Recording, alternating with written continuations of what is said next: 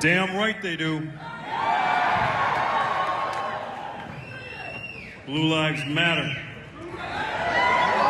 Tell you what, it's been real interesting these last several months. You know, when the Donald Trump campaign reached out to me and asked me to be a part of the campaign, I said, Mr. Trump, I don't know what I can do for you, but I'll tell you what, put me in the trenches because I'm a fighter.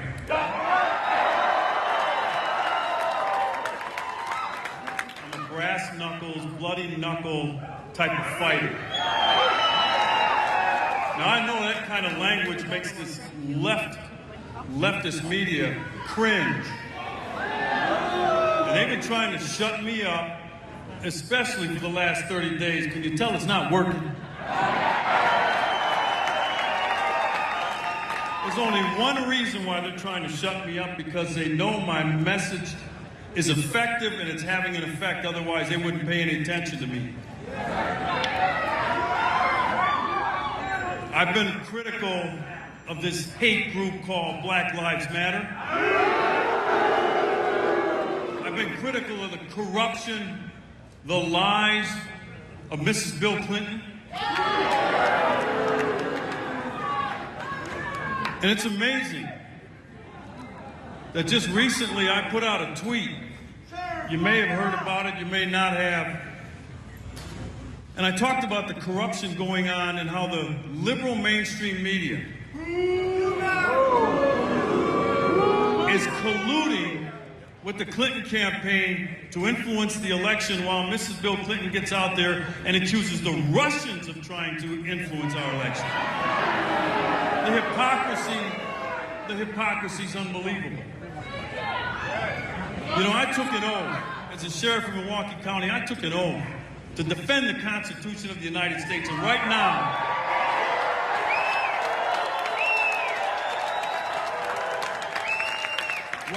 the Constitution of the United States is being trampled on. The rule of law is being shredded. Our institutions of government, our institutions, are corrupt. The IRS is going after law-abiding American groups who have different political views than the White House. The FBI, not the agents, folks, but the higher-ups at the FBI, colluding with the Clinton campaign. And it's just amazing to me that my tweets, they're pretty good, by the way, at Sheriff Clarke. My tweets get more attention from the mainstream media than Julian Assange and WikiLeaks are getting right now. I tell you what, WikiLeaks has got to be envious with all the attention my tweets are getting. And I said the other day, maybe they should have started out each leak with this phrase: it is pitchfork and torches time in America.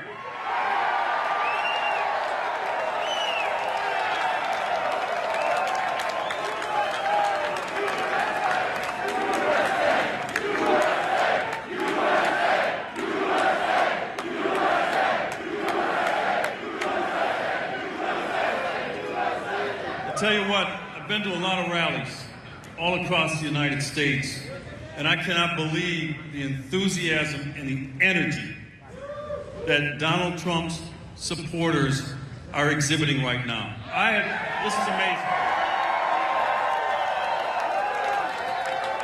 And being a veteran of elections, I know that come election day, your base has to be highly motivated, highly energized. You want them almost enraged, where they can't wait to get to the polls and cast a vote for Donald J. Trump.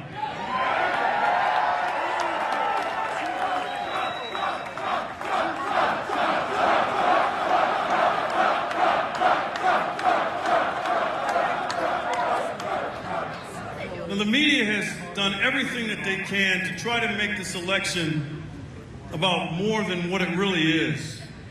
All right, they keep throwing up these shiny objects to distract the American people, to distract the voters. They're not distracting us.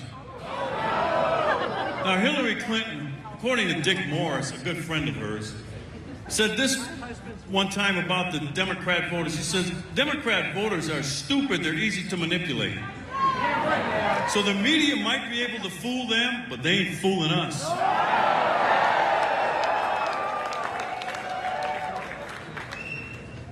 We know that in the end, this election comes down to a couple of key issues that are important to all Americans, all Americans.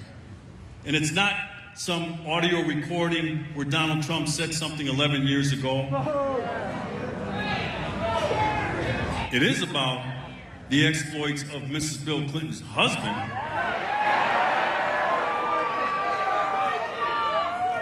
who wrote the book on impropriety. But for you and I, we know that this election is about kickstarting this economy, to create jobs and put the American people back to work. It's about more than 1 to 1.5% growth a year. This election is also about protecting our borders. If you're going to be a sovereign nation like the United States is, then you have to have borders, and you must protect those borders.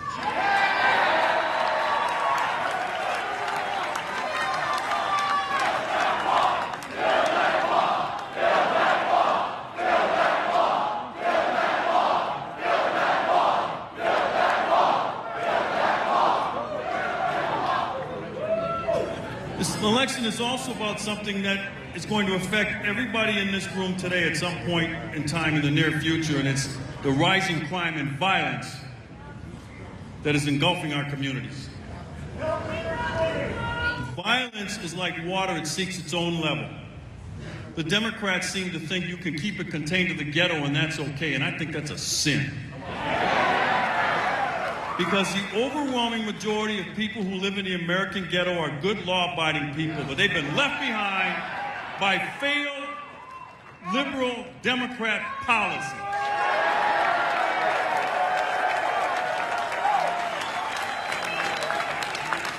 They can't find meaningful work. Their kids are shackled to failing K-12 public schools, which you know is the traditional vehicle to upward mobility in the United States. These kids don't have a chance. And also, crime and violence is an everyday occurrence. You may have heard the city of Chicago, the great city of Chicago, just this past weekend. 41 people shot, 9 dead. Ladies and gentlemen, those aren't figures coming out of Fallujah or Aleppo. Those are coming out of the great city of Chicago. And then just down the way where I'm from, Milwaukee, 9 shot, 2 dead.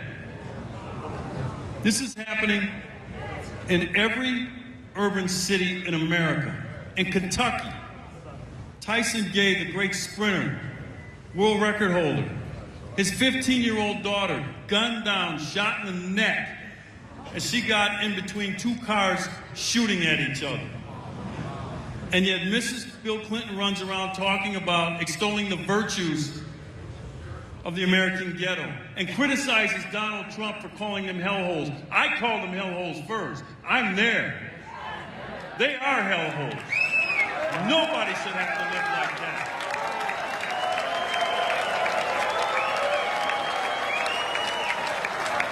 And guess what?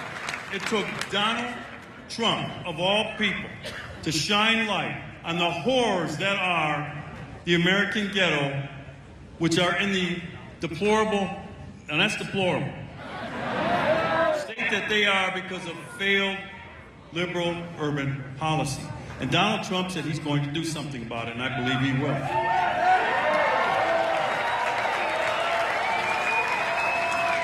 So my point is that Donald Trump's vision for America, we all know what it is, make America great again.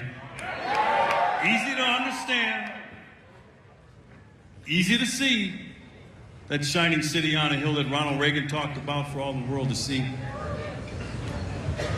He wants to bring that back, and I believe that he can, and that's why I signed on with him. So here's what's happening. Here's what's happening, ladies and gentlemen. The mainstream media is trying to discourage you. They are trying to depress the vote. They want to put you in a state where you finally just give up, because we've been getting our ass kicked. There's no doubt about that, but guess what? We're warriors. It's probably another word the media doesn't want me to use. They'll be asking me about tomorrow. And it's easy to get discouraged. I tell people, don't pay attention to the polls, all right? None of them. The only poll that matters at this point is the one on November 8th, where you are in charge and you get to cast your vote as to who should be the next president of the United States.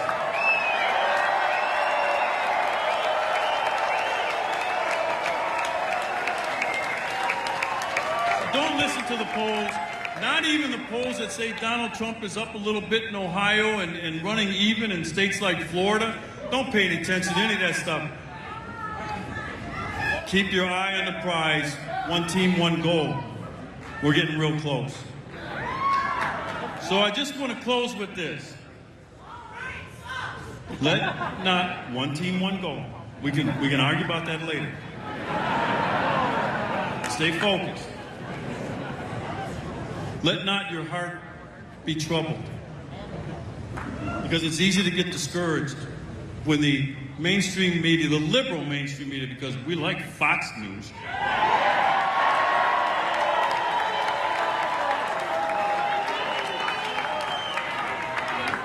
Hey, Fox, you suck too. But they want you to give up, folks. They want you to say to hell with it. It's fixed, it's rigged, and it is. But they want you to just say to hell with it, I'm not going to participate. That's what they're hoping for. It's not going to work. It is not going to work. Stay strong. Find new voters. Get them to the polls. Like I said, and I'll continue to say, it is pitchfork and torches time in America.